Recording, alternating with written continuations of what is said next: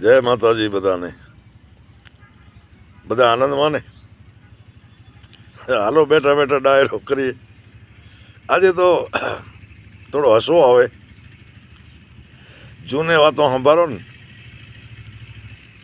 તો અમુક વાતો અમે હવો આવે કે મારો દીકરો આપે હા સમજતા નહીં. હું એકલો નહીં, બધાએ આખો ગામ વિસ્તાર. મિત્રો, આધુનિકતા અત્યારે આવી ને તો થોડા ગેરફાયદા લાવીએ છીએ, પણ ફાયદા ઘણા લાવી. શિક્ષણ વધ્યો, મોણા સમજવા માંડ્યા, ઘણે બધે અંધશ્રદ્ધાઓ દૂર થઈ. તમારી આજુબાજુ થયો છે, તમે વિચાર્યા?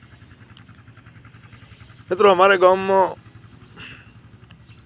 એક બ્રાહ્મણ શ્રીમાળી, નામ તો હું ભૂલી ગયો, પછી એને લકવો થયો તે આખે ગામ કીધો કે જોગણીઓનો રથ હાલ્યો રાતે એનામાંથી. અને પાછા અમુક મોણે કીધો કે રાતે મેં અવાજ સાંભળ્યો હતો, ઘર દઈને કે હાલતો હતો. મિત્રો, કતી અંધશ્રદ્ધા. રથ હાલી ગયો તો જ લકવું થયો, અને જોગણીઓનો રથ હતો, ને પાછા અમુક કે મેં સાંભળ્યું હતું. ખરેખર ભરપૂર અંધશ્રદ્ધા હતી કે નહીં? આજ એ વાતોમાં હું નીકળ્યા આપે. ખેર, હવે બીજી એક અંધશ્રદ્ધા મારે પરિવાર સાથે જોડાયેલ વાત કરો તમને. મિત્રો, મારી જન્મભૂમિ ચૂડીઓ વેરાણામાં આગેવાની હતી ને, સોટોરી હતી, અને લાયક હતા. આગેવાની લાયક હતા પાછા. એવો નહીં કે પરાણે દબાવીને આગેવાની લઈ લીધા, નહીં. એ હોટામાં એક હોનજી હોટો, એ આગેવાન ગામમાં હારે ભલે હાજરી. કોઈથી અન્યાય થયો હોય, કોઈ બેન દીકરીઓ થયો હોય તો એનો ફેંસલો કરવો અને અદલ ન્યાય કરવો. આવા હોનજી હોટા. ચૂંટણી નજીક આવી સરપંચીને, અને અમારે થરપારકરમાં તો ખાલી ફોર્માલિટી. હાજરી જેવે પેટે મેળવે ને સુરક્ષા ને આ તે કાંઈ નહીં, લગભગ બિનહરીફ જ થઈ જાય ગામમાં સરપંચ. હવે સરપંચી તો દાવેદાર જ હોનજી હતા અને લાયક પણ હતા. બીજા મારે એક દાદા હતા, મારે બા થાય.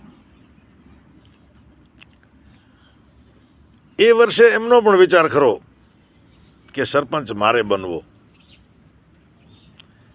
હવે આ હજી કોઈ પતાવટ થઈ નહીં કે ભાઈ તમે બનશો, હોનજી બનશે, શું કરશો? અને હોનજીની કોટડી ઓતારેમાં બેઠા હતા. એમાં મારે બાએ બેઠા, દાદાએ ભેળા બેઠા, ચા પાણી પીતા હતા. એમાં મારા દાદાને એટેક આવી ગયો. એ જ જગ્યાએ.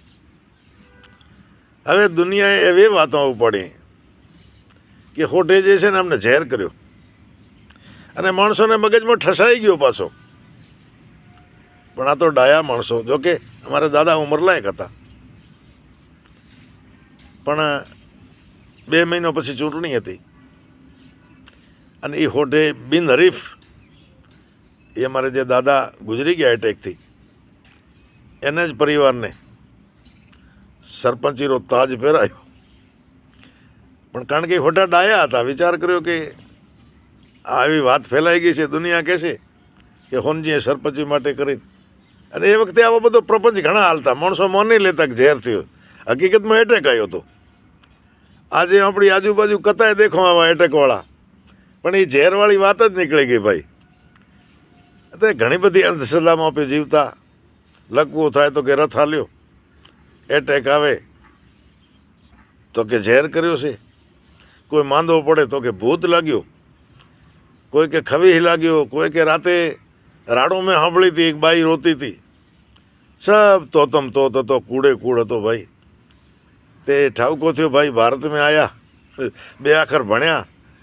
આપણી નવી પેઢી, એમાં હું નાની પેઢી ઘણી ભણી, અને સમાજમાં હું એ બધી કુરિવાજો, અંધશ્રદ્ધા એ બધી નીકળી. એટલે આજ મને એ પારકરનો મારે ગામના 2 કિસ્સા. એક તો મારે દાદાવાળો કિસ્સો, અને એક શ્રીમાળી મહારાજ માથે જે લખવો થયો. આજે તો આપણે દેખો કતો ને લખવા થાય, આપણે કોણ કોઈ દી કે રથ હાલ્યો છે માથે. મિત્રો હવે શિક્ષણને આભારી છે બધોય. અને અમે 2 અક્ષર ભણ્યા. અને નવી પેઢી છે એ તો અત્યારે બહુ ટેલેન્ટ છે, હોશિયાર છે. આજે વિજ્ઞાન આવ્યો, સાયન્સ વધ્યો. તો મિત્રો મારા 2 જૂના કિસ્સા આજ મેં તમને સંભળાયા કે કેવા લાગ્યા. મને તો ભારે આવો આવે. અને આખો ગામ પાછો જોવા જાય ને હોકારા દે કે હોય રથ જ હાલ્યો હશે. રાતે ક્યાં ડુંગર માથે થઈને જોગણે હાલતે તે થોડો અજવાળો કોઈ કે મેં દેખ્યો, કોઈ કે મેં અવાજ સાંભળ્યો. એટલે આ તો અખેરો છે કે વાહ વાયો ને નળિયો ખસ્યો, એ દેખીને કૂતરો ભસ્યો. કોઈ કહે મેં દીઠો ચોર, બહુ થયો ત્યાં શોર બકોર. તો મિત્રો આજની પેઢી તો બડી હોશિયાર છે. આધુનિકતા આવી, થોડાક નુકસાન લાવી, બીજા ઘણા ફાયદા લાવી. તો એ નુકસાનથી અમે છેટા રહ્યો, ફાયદા જ ગોતો. તો આજની વાત કેવી લાગી જરા શેર કર્યા, કમેન્ટ કર્યા, લાઈક કર્યા અને સબસ્ક્રાઈબ કર્યા. જય માતાજી. ફરી મળશું કોઈ બીજી જૂની વાતમાં. આપણે તો આનંદ કરવાનો છે. આનંદ કરો, આનંદ કરો, આનંદ કરો. તો જય માતાજી.